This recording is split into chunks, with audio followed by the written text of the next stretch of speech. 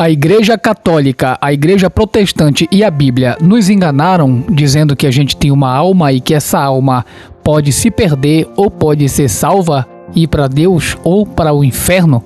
Vamos ver uma mensagem sobre a realidade da alma, a alma perdida e a grande escolha. Uma pregação apologética sobre a realidade da condição humana e o destino eterno. Eterno de quem? Da alma. A alma, ela tem um destino eterno, seja para perdição ou seja para salvação.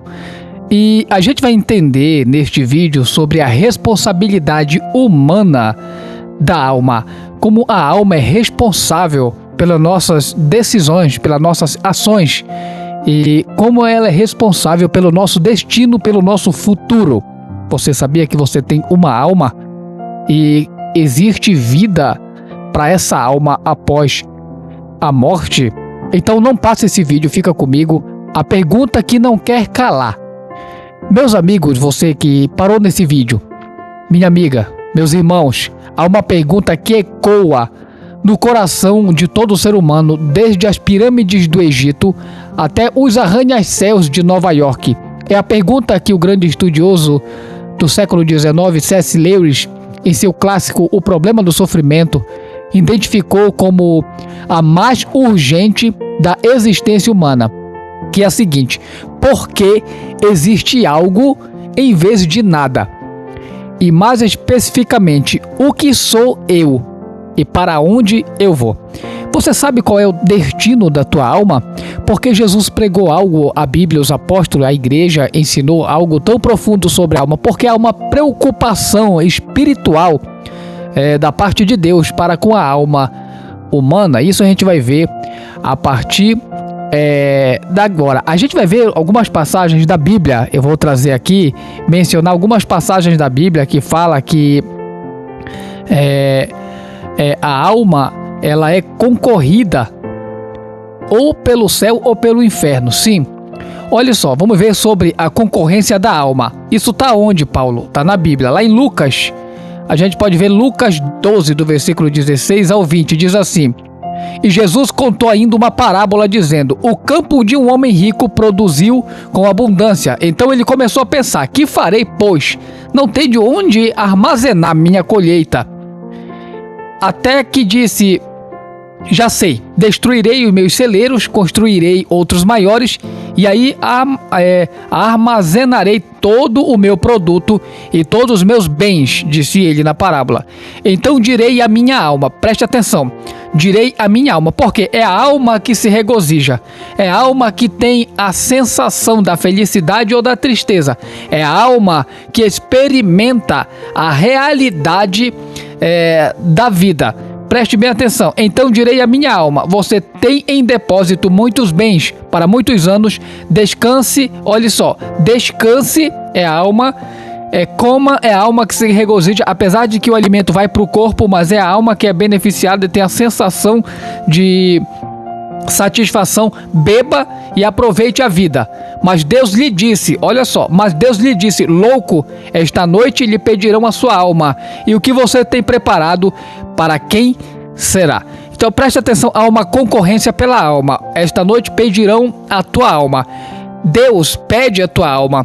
Ele diz o seguinte, que você precisa perder a tua alma para poder encontrar. Você precisa perder a alma para as coisas deste mundo, para encontrar ela no reino de Deus. E isso chama-se renúncia. Preste bem atenção. A alma é salva pelo poder cumpridor da obediência pela palavra de Deus. Diz a Bíblia em Tiago 1, verso 21.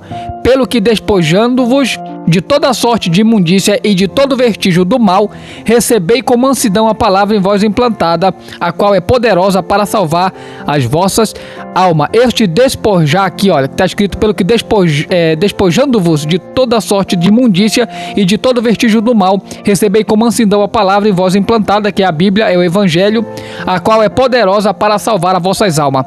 Sem a palavra, sem a Bíblia, Sem o Verbo encarnado não há salvação.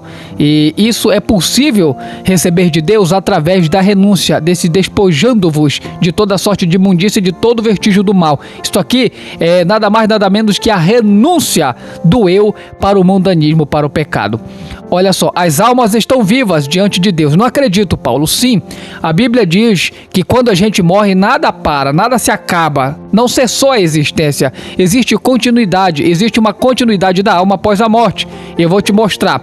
Aqui em Apocalipse 6, a gente pode ver que as almas estão vivas diante de Deus. No versículo 9, diz assim: quando abriu o quinto selo, vi debaixo do altar as almas dos que tinham sido mortos por causa da palavra de Deus e por causa do testemunho que deram. E clamaram com grande voz, dizendo: até quando, ó soberano e santo e verdadeiro, não julgas e vinga nosso sangue dos que habitam sobre a terra? As almas estavam conscientes diante de Deus, pedindo para Deus que Deus faça algo. Ou seja, ainda existia uma realidade aqui no nosso agora, no nosso mundo, enquanto as almas que tinham falecido estavam lá diante de Deus. As almas estão conscientes. As almas receberão seus corpos no fim dos tempos, após a grande tribulação.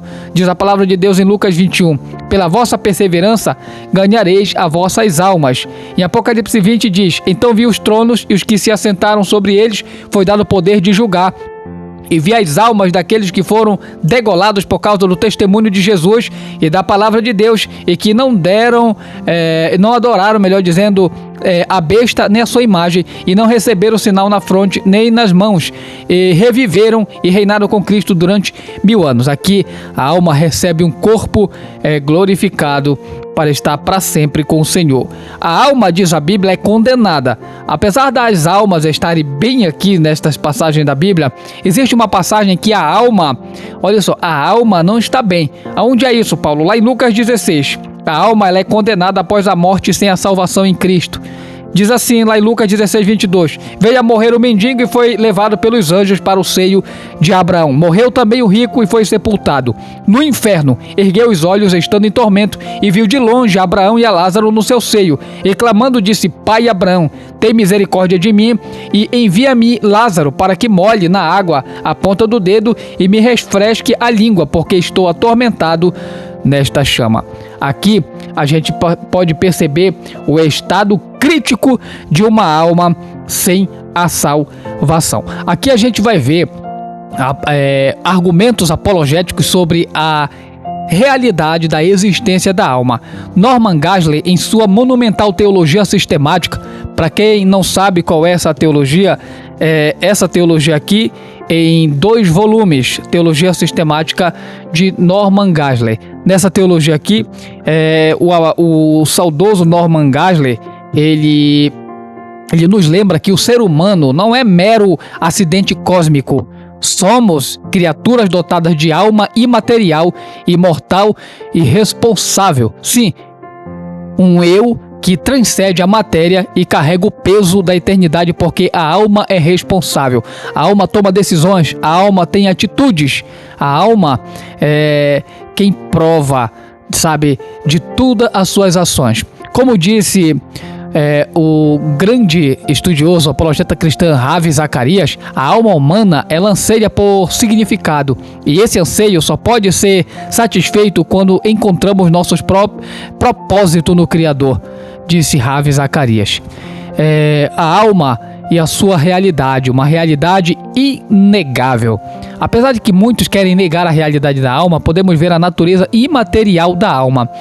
Norman Geisler estabelece em sua teologia sistemática que o ser humano é composto de corpo e alma, e também espírito. Uma dualidade que não é mito primitivo, mas realidade ontológica. O corpo é temporal, a alma, o espírito é eterno. J.P. Moreland, grande estudioso apologeta cristã dos Estados Unidos, em A Alma, como sabemos que ela é real, ele argumenta cientificamente o seguinte: a consciência, a liberdade moral e o raciocínio abstrato não podem ser reduzidos a processos físicos. Se você acredita que 2 mais 2 é igual a 4, é objetivamente verdade, você já admitiu a existência de realidades não materiais. Frank Turek, em Eu Não Tenho Fé o Suficiente para Ser Ateu, Eu até tinha esse livro aqui, mas eu não sei por onde ele anda. Eu não tenho fé o suficiente para ser ateu. Eu tenho esse livro de Norman Geisler e Frank Turek. Ele acrescenta: se o materialismo é verdade, não há eu para discutir o materialismo. O pensamento seria apenas química cerebral sem verdade objetiva. A Bíblia, a mensagem, nos confirma o seguinte: Deus formou o homem da poeira da terra e soprou em suas narinas o fôlego de vida. O homem tornou-se um ser vivente, uma alma vivente. E a Bíblia NTLH, nova tradução na linguagem de hoje, diz o seguinte: não tenham medo daqueles que matam o corpo, mas não podem matar a alma. Tenham medo daquele que pode destruir no inferno tanto a alma como o corpo. Está lá em Mateus 10, versículo 28. Palavras mencionadas, dita pelo próprio Senhor Jesus Cristo. Então podemos ver a partir daqui a imortalidade inerente da alma. C. McDowell, em Evidências para a Ressurreição, ele ensina que a imortalidade da alma não é concessão divina, mas propriedade ontológica. A alma, por ser espiritual, não pode deixar de existir. Seu pai, Josh McDowell, grande estudioso e apologeta cristão, defensor da fé, em Mais que um Carpinteiro, que é uma das suas obras muito lida, ele alerta: a morte não é a cessação da existência, mas mudança de endereço, disse Josh McDowell. William Lane Craig, grande estudioso e apologeta cristã, defensor da fé também, e tem debatido em muitos lugares, renomado filósofo analítico, em seus debates e escritos, demonstra que a alma sobrevive à morte corporal por 3 razões. Vamos ver essas 3 razões, a qual ele diz que demonstra que a alma sobrevive à morte corporal por 3 razões. A primeira dessas razões: a alma é simples, não composta de parte, logo indivisível e indestrutível. Segundo, a alma é a sede da identidade pessoal. Se eu persistir após a morte, algo de mim persiste. Terceiro, a ressurreição de Jesus prova que a vida após a morte é factual, não mera esperança.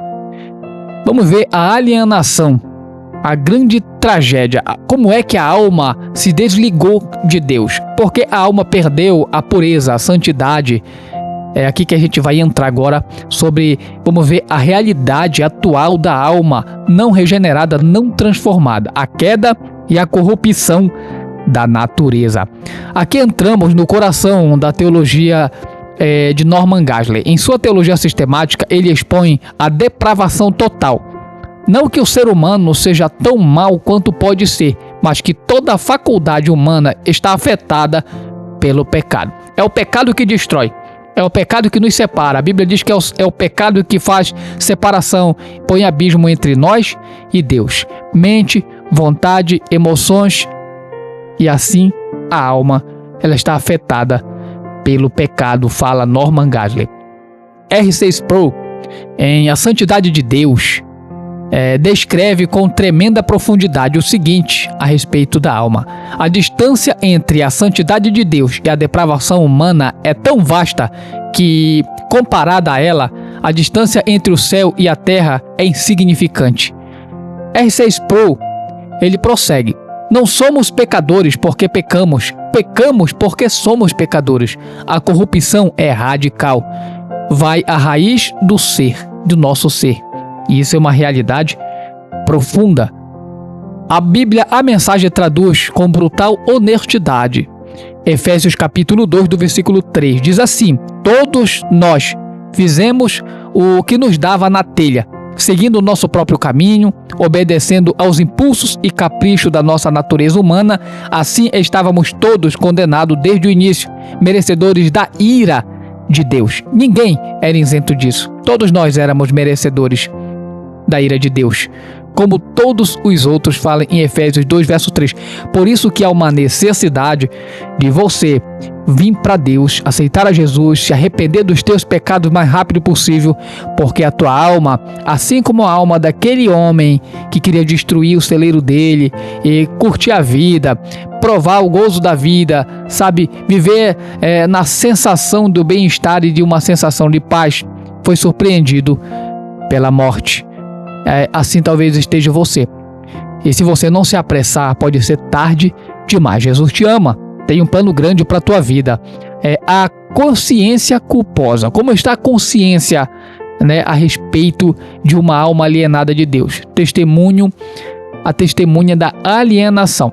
O grande estudioso C.S. Lewis, em Mero Cristianismo, ele apresenta o argumento da consciência moral da seguinte forma. Ele diz: sempre que você diz isso não é justo, olha, preste bem atenção, sempre que você diz assim, isso não é justo, está assumindo a existência de uma lei moral e, portanto, de um legislador.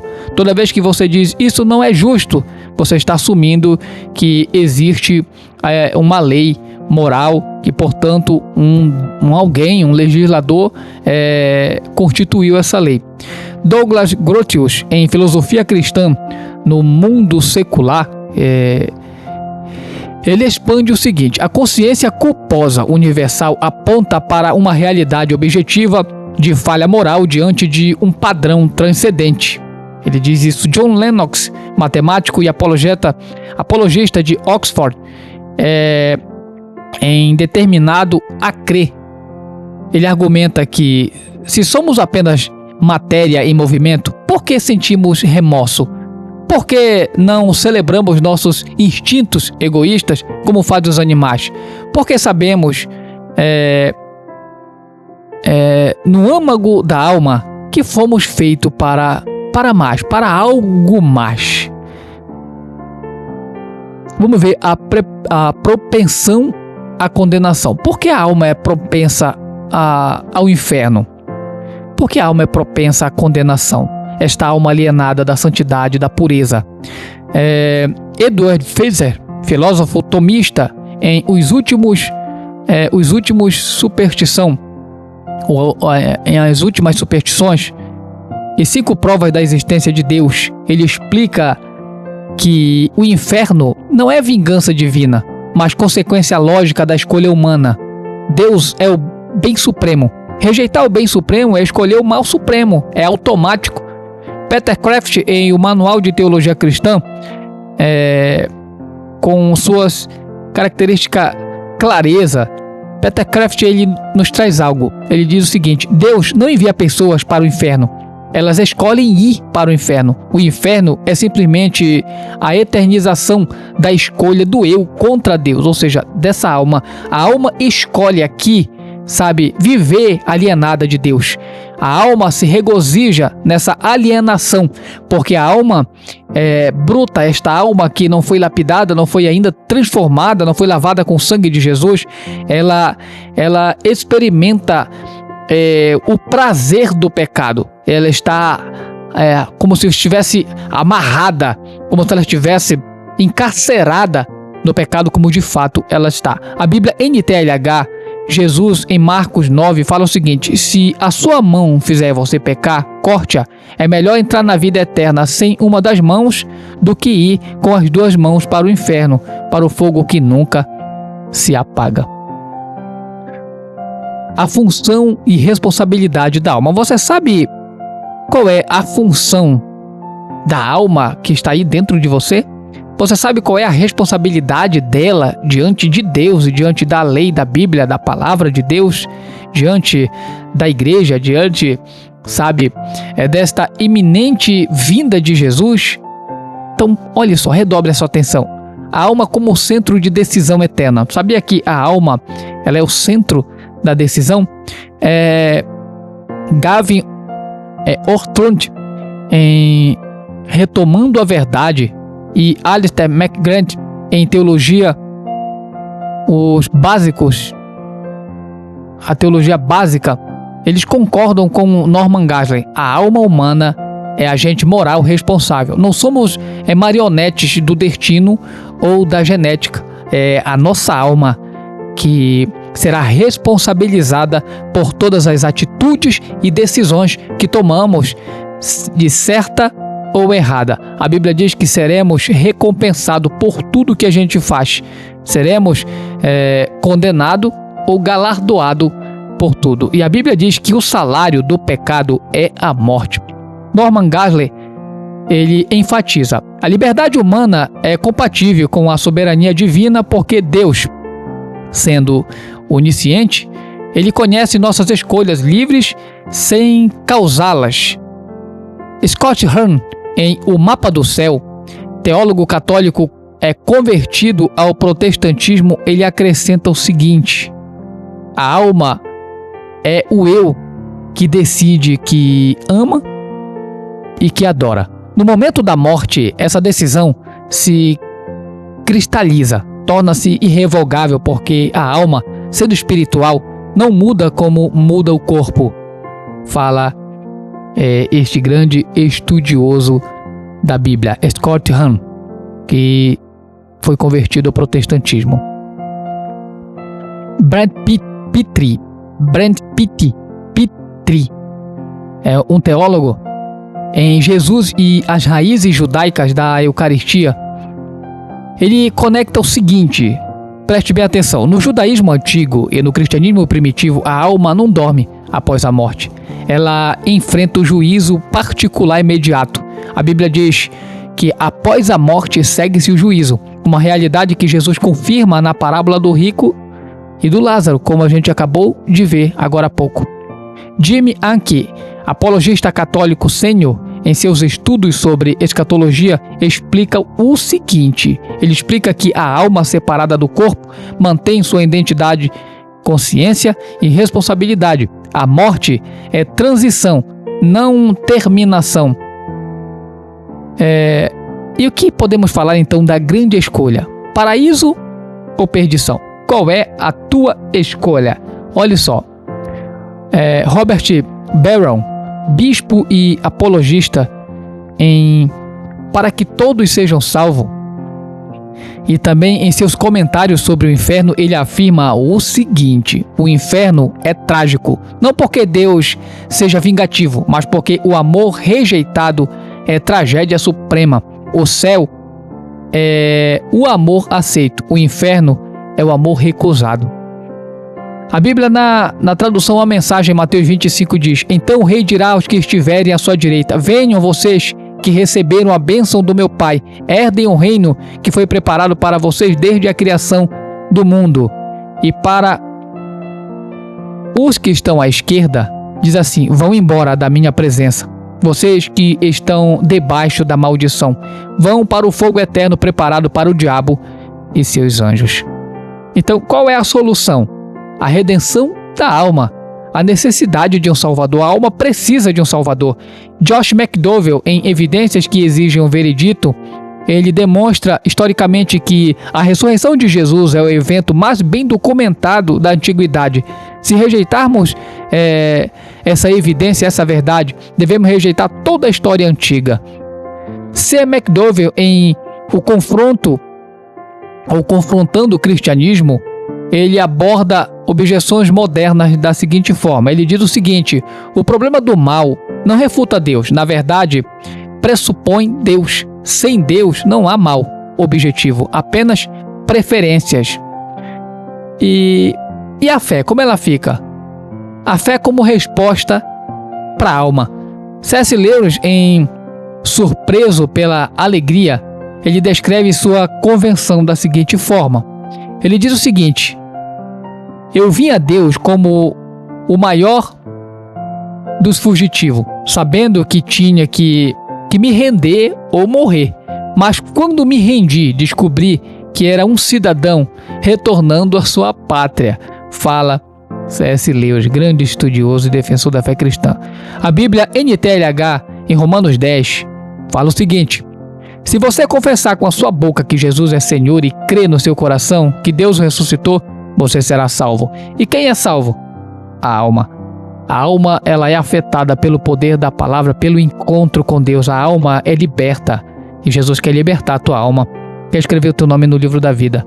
A Bíblia, a mensagem no Evangelho de João 3 diz: Deus amou o mundo de tal maneira que deu seu Filho unigênito, para que todo aquele que nele crê não pereça, mas tenha a vida eterna. Deus não enviou seu Filho ao mundo para condenar o mundo, mas para que o mundo fosse salvo por meio dele. Para concluir, eu quero trazer o momento de decisão.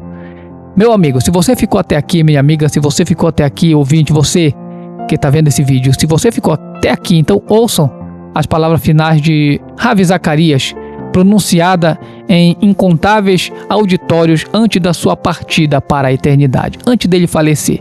Ele diz o seguinte: a alma humana é eterna e isso muda tudo. Não há decisão mais importante que você tomará do que o destino da sua alma. William Lane Craig, ele, encerrando debates acadêmicos, costuma dizer: a evidência aponta para Jesus como o Senhor ressurreto. A questão não é falta de provas, mas resistência da vontade. Frank Turek, ele resume da seguinte forma: se o cristianismo é verdade e é a coisa mais importante do mundo, se é falso, não importa.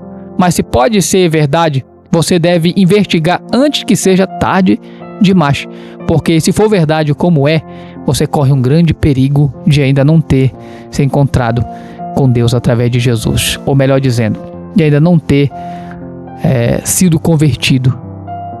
A Bíblia, na mensagem Hebreus 9, diz o seguinte: as pessoas estão destinadas a morrer uma única vez, e depois disso é o julgamento.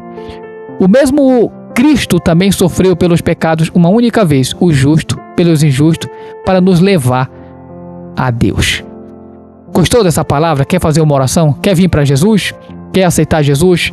Quer fazer uma nova aliança? Estava desviado? Então ore comigo. Se você está aqui hoje e sente o peso da alma alienada, separada, há esperança. C.S. Lewis descreve Deus como aquele em quem temos o direito de esperar, embora não mereçamos. A alma humana foi feita para a eternidade. A escolha é sua: aceitar a graça que restaura ou rejeitar o amor que salva. Isso termina em perdição. A Bíblia diz: hoje, se vocês ouvirem a voz de Deus, não endureçam o coração, como está em Hebreus 3, verso 15. Que Deus abençoe sua alma imortal com a sabedoria da escolha eterna. Amém? Quer orar comigo? Então diga para Deus: Senhor, eu te aceito, eu volto para o Senhor, eu me rendo, eu me entrego para ti. Escreve meu nome no livro da vida, perdoa meus pecados, me lava com teu sangue, liberta minha alma, transforma o meu ser, toma minha alma em tuas mãos. Davi disse: bendiz, ó minha alma, ao Senhor. Que a tua alma louve e adore ao Senhor e saia desse mundo. Jesus te liberta, tem o poder de transformar a tua vida. Fica com Deus, que a paz do Senhor esteja contigo. Vá para uma igreja séria, leia a Bíblia, ore, consagre a tua vida.